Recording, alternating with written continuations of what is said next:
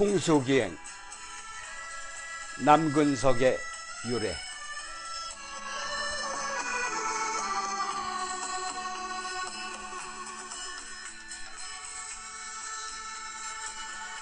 (20여 년) 전 천봉은 우연찮게 마을을 지나게 되었습니다. 천봉은 버릇처럼 마을 주변의 산세를 살폈습니다. 백호 쪽에 특이한 산세를 발견하고 야릇한 흥분에 발목을 잡혔습니다. 저 산에 치마를 걸어 놓았으니 속고 차림의 여인네는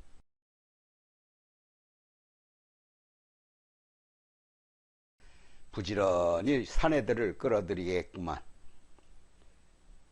천봉은 강한 음기를 느끼며 마을로 들어섰습니다. 아직 여름해가 두어 뼘 남아 있었는데 이상스레 그 집으로 발길이 끌렸습니다.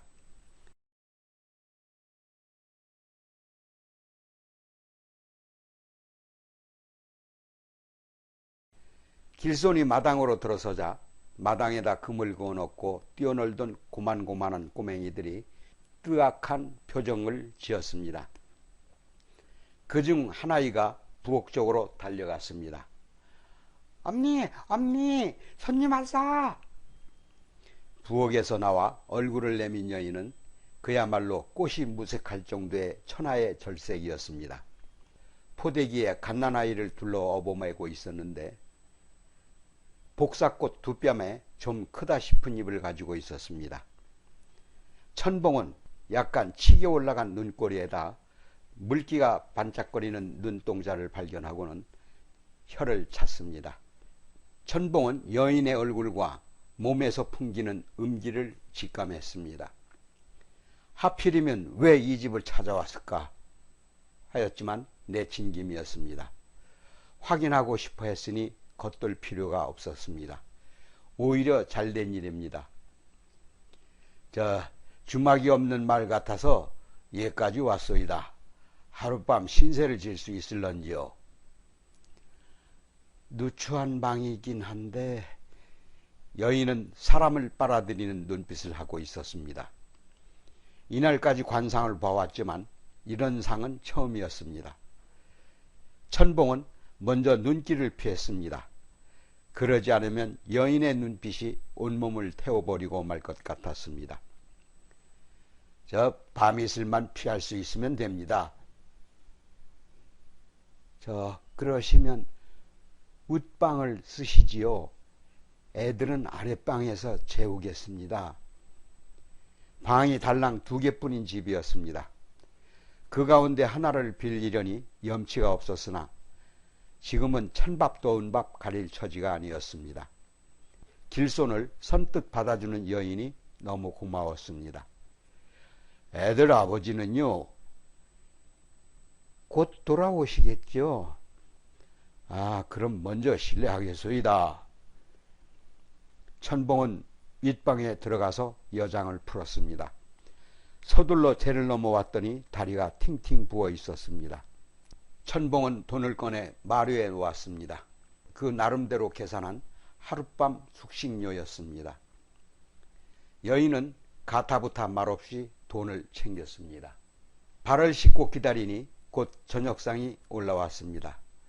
개다리 소반 위에는 조밥 한 그릇, 더덕장 아치와 상추쌈이 전부였습니다.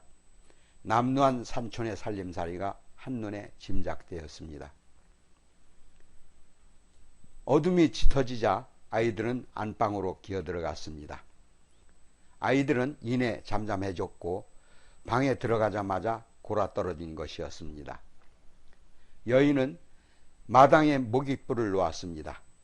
매캐한 연기가 방으로 뻗쳐왔는데 여인은 마루 끝에 앉아서 아이에게 젖을 물리더니 천봉도 모르는 새에 안방으로 들어가고 없었습니다. 불이 꺼진 집안을 모깃불이 안개처럼 휘감았습니다.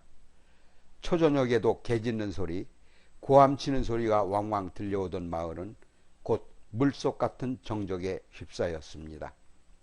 천봉은 그 정적 속에 잦아들며 고난잠에 빠져버렸습니다. 걸어온 길이 너무 멀었습니다. 한밤중에 흐릿하게 아랫방 쪽에서 들려오는 울음소리였습니다. 비몽사몽간에 그 울음소리를 들었습니다. 헌데 여인의 울음소리는 오래도록 가녀리게 이어졌습니다.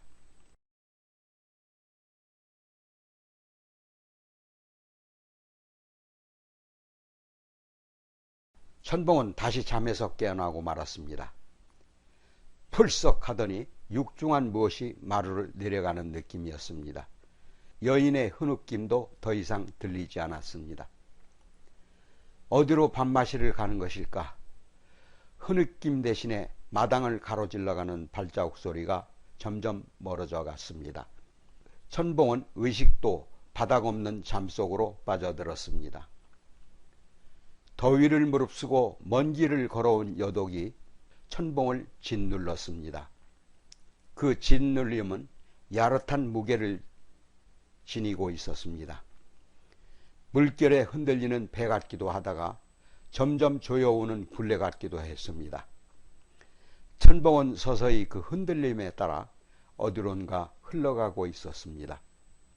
오랜만에 경험하는 이 기분 좋은 흐름을 타고 한없이 떠내려가고 싶었습니다. 이게 꿈은 아니겠지?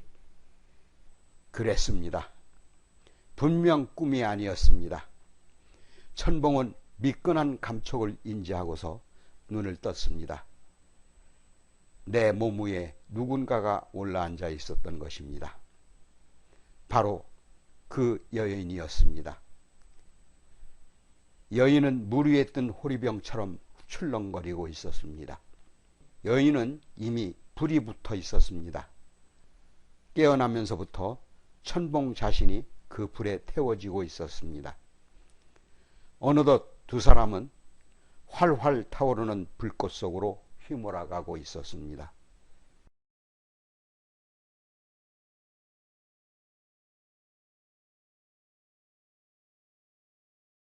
심지가 다 타서 불꽃이 잦아들자 여인은 바람처럼 안방으로 내려갔습니다. 아무런 말도 남기지 않았습니다. 천봉은 그제서야 아까 마당을 빠져나간 발자국 소리가 여인이 아니고 어느 남정네의 것이 아닌가 하는 생각이 들었습니다. 그렇다면 오늘 밤 나는 이미 한 번 탄 여인의 몸을 다시 태워준 것밖에 안 됐습니다. 무서운 생각이 들었습니다. 아침상을 올리면서도 여인은 좀처럼 입을 열지 않았습니다. 뿐만 아니라 눈길조차 주지 않고 있었습니다.